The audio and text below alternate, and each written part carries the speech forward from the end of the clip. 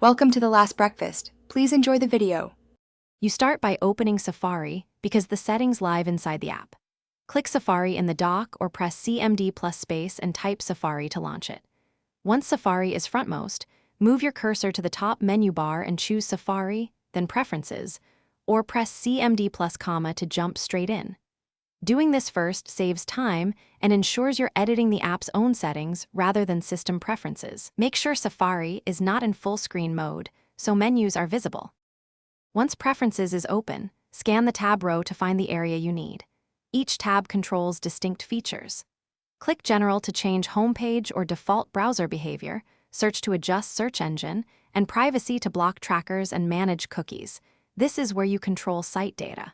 If you need developer tools or experimental features, open Advanced and enable Show Develop menu.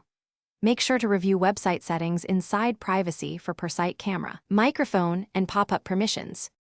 Finish by closing the Preferences window. Safari applies most changes immediately, but restart the app to ensure extensions or network changes take effect. If a setting appears locked, open System Settings and check Privacy and Security. Mac OS can override Safari for camera, microphone, or automation permissions. If pages misbehave after changes, clear history and website data via History Clear History, then reload the site. One troubleshooting tip.